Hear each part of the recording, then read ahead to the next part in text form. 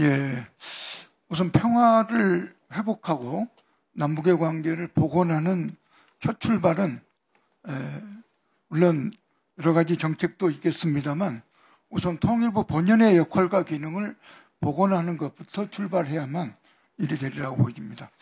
이 점에 대해서 통일부 장관으로 취임하게 되면 신속하게 본연의 역할과 기능을 할 수 있도록 복원 절차를 잘 진행할 것을 요청드립니다. 그리고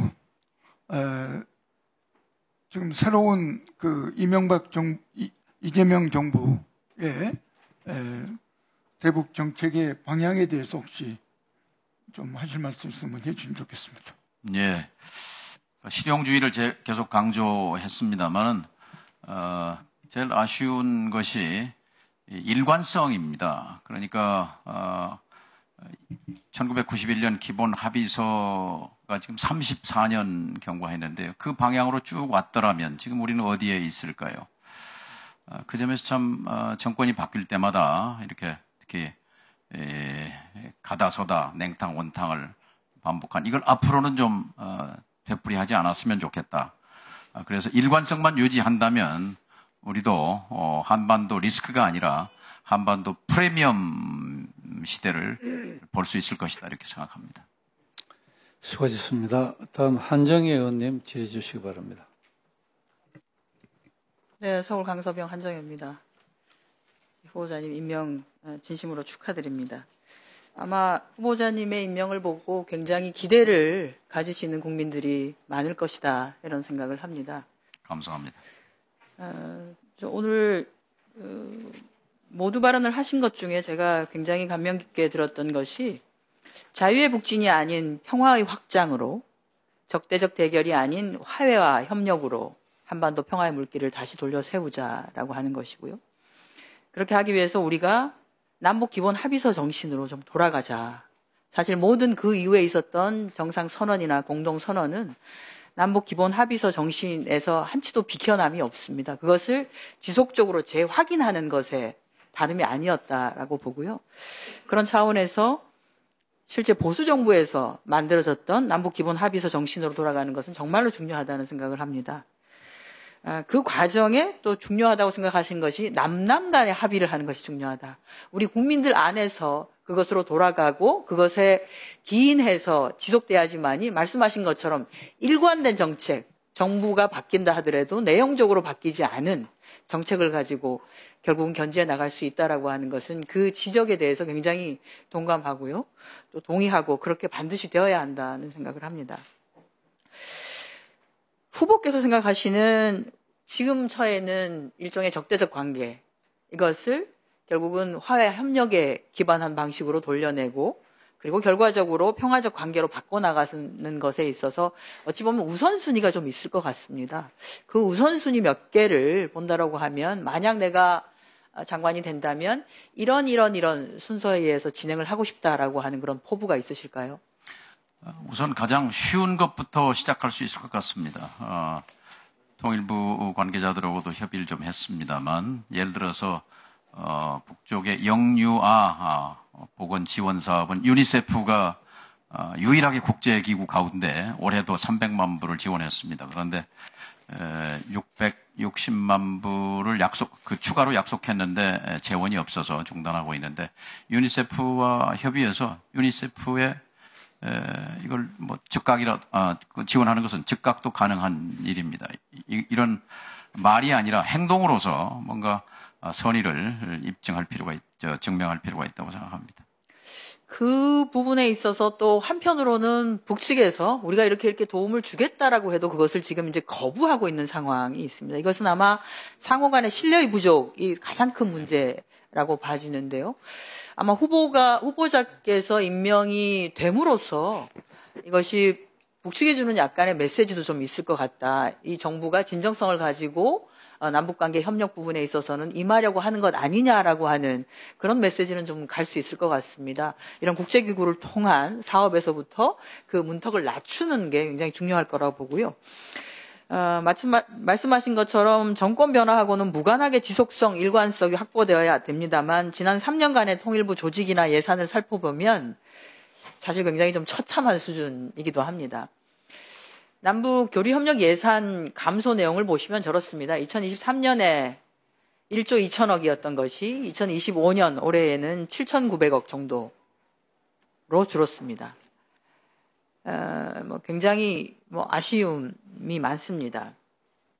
업무를 담당하는 그 통일부의 부처 내용도 보면은 교류협력국이라든지 남북협력지구발전기획단, 남북회담본부, 남북출입사무소 이런 것들이 전부 다 합쳐지면서 국장급으로 그냥 남북관계관리단으로 통폐합이 되었습니다. 예산도 줄어들고 부처도 해당 업무를 하는, 교류협력을 하는 업무가 완전히 축소되는, 실질적으로는 교류협력을 하겠다라고는 의지를 전혀 보여주지 못한 상태이기도 합니다. 이 부분에 대해서 다시 어찌 보면 이제 전 정권인 윤석열 정권이 해체하고 삭감한 남북대화 교류협력 관련한 조직이나 예산을 조속히 복원하겠다라고 하는 그런 의지가 있으신지요? 지금 현 상태는 명백하게 통일부의 조직과 기구 그리고 역할 비정상 상태입니다. 이걸 정상화하도록 하겠습니다. 아까 한 의원님께서 23년도에 1조 2천억 예산, 올해 8천억이라고 말씀하셨는데 실제 실집행 액수는 2천억 남짓입니다.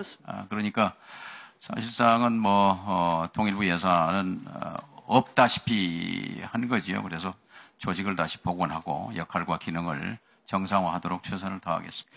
그렇게 하려고 하면 일관성을 유지할 방법을 좀 고민해야 될 것 같습니다. 그러니까 남북 간 평화 관계의 조성, 교류협력, 인도적 문제 해결 이런 걸 하기 위해서 지금 우리가 하고 있는 대북 정책이 일관성을 가질 수 있도록 법제화되고 제도화될 필요도 있다고 보는데요.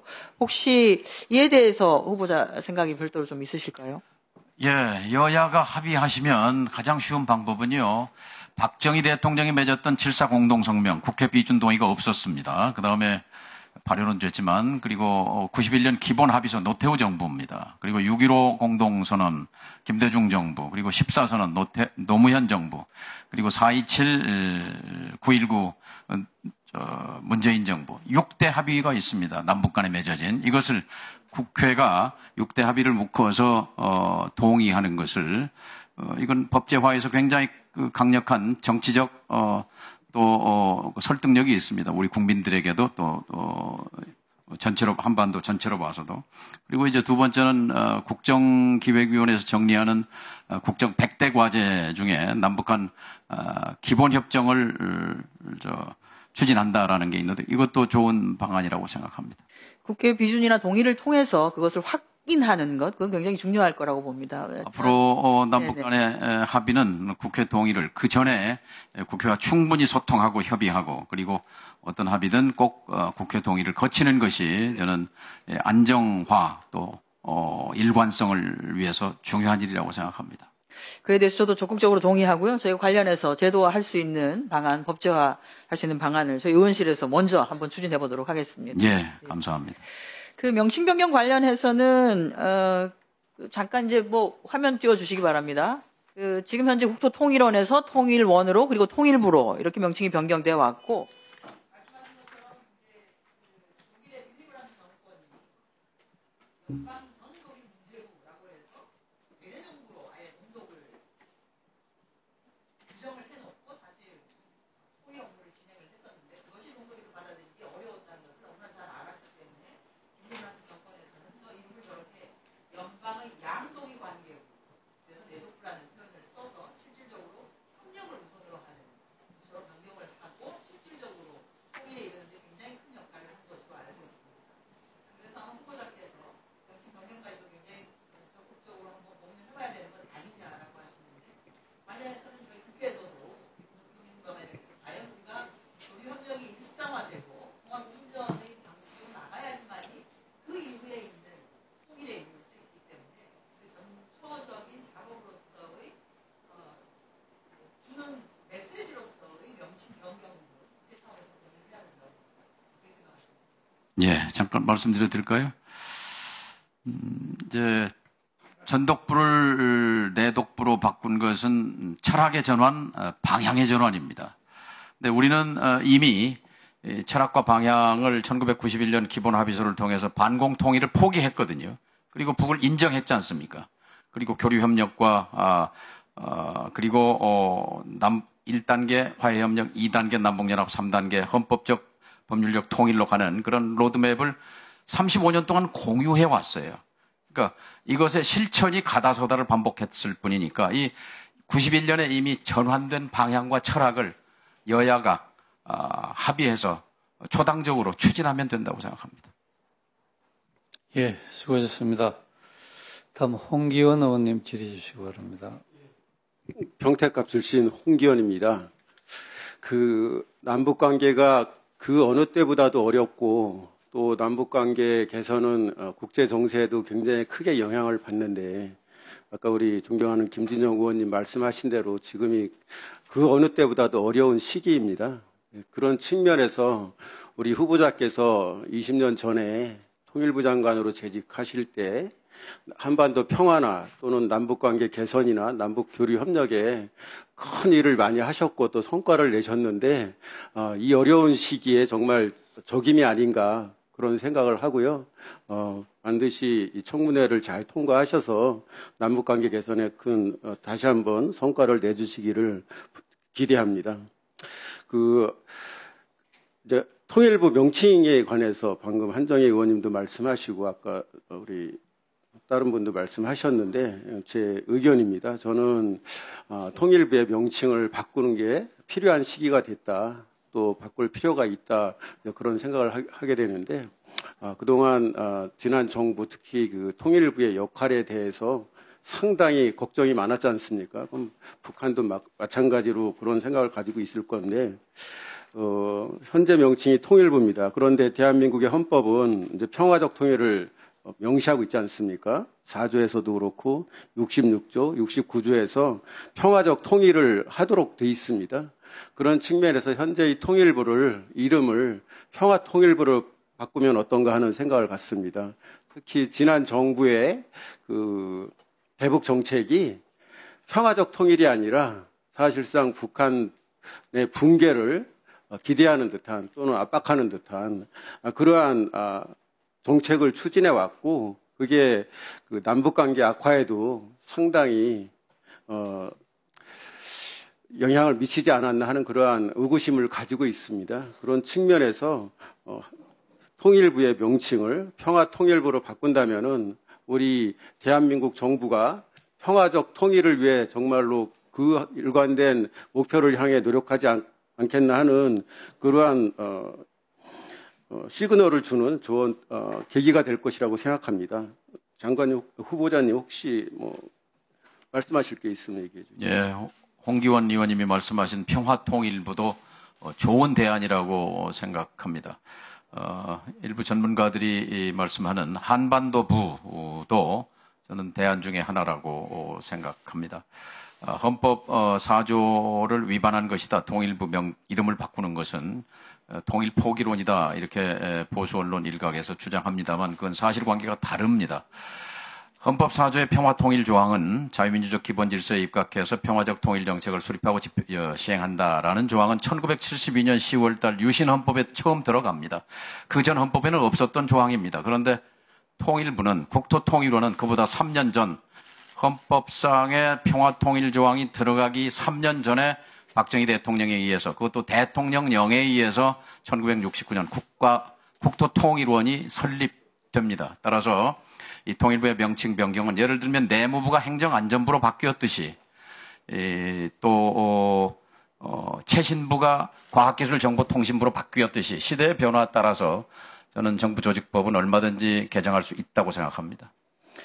예, 다음은 저는 이제 중국에 오래 근무했는데요. 그러면서 북한과 중국의 접경 지역도 여러 차례 가보고 또 그쪽의 토양이나 여러 환경도 보고 또 중국이나 북한이 상호간에 보는 시각도 많이 관심을 갖고 이렇게 공부하게 됐는데 그런 과정을 거치면서 저는 그 대한민국의 앞으로의 미래 또 대한민국의 앞으로의 경제 발전을 위해서는 남북 간 교류와 협력이 절대적으로 중요하다.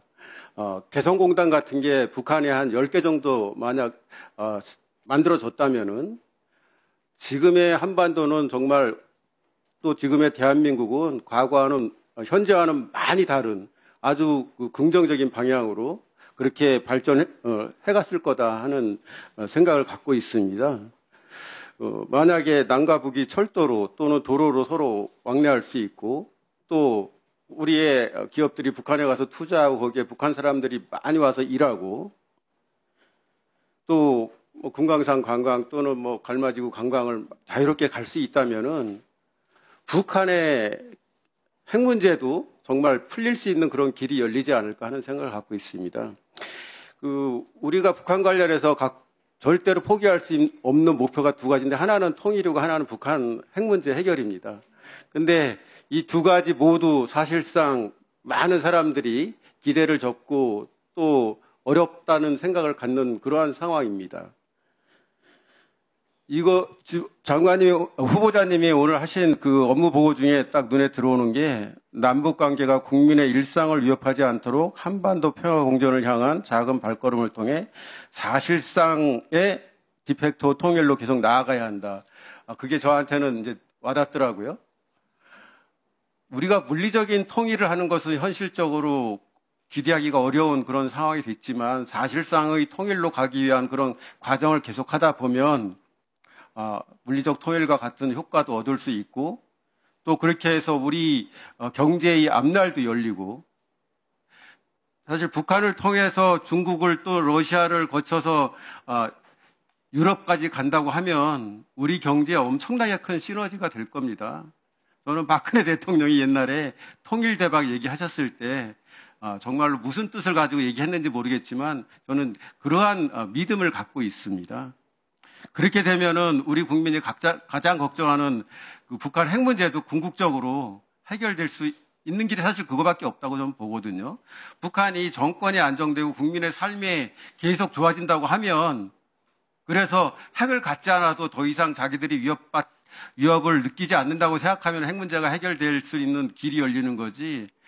지난 정권에서 해왔던 시계, 압박, 압력 이걸 통해서는 결코 그런 문제들을 해결할 수 없고 또 우리 한반도 평화나 또 우리 대한민국의 미래에도 얻을 수 있는 것보다는 잃는 게 훨씬 많다 그런 생각을 갖고 있는데 후보자님의 그 뜻을 말씀해 주시고 정말 어떻게 해갈 예, 특히 젊은 세대가 답답합니다. 지금 잠재 성장률은 1.8% 수준으로 떨어졌습니다. 이제 돌파구가 보이지 않습니다. 남북 경제 협력을 다시 교류 협력을 재개함으로써 저는 희망의 돌파구를 만들어야 된다고 생각합니다. 김정은 위원장이 2012년 등장하면서 서해안에 7군데, 압록강, 두만강에 8군데, 동해안에 7군데, 모두 22군데 경제 특구를 만들었습니다. 그런 청사진을 갖고 출발했는데 지금은 적대적 두 국가 관계로 전락했습니다. 다시 김정은 위원장의 초심, 처음 청사진이 이루어질 수 있도록 우리가 적극적으로 적대적 두 국가 관계를 우호적인 두 국가 관계, 평화적인 두 국가 관계, 협력적 두 국가 관계로 바꿔내는 것이 필요하다고 생각합니다. 예.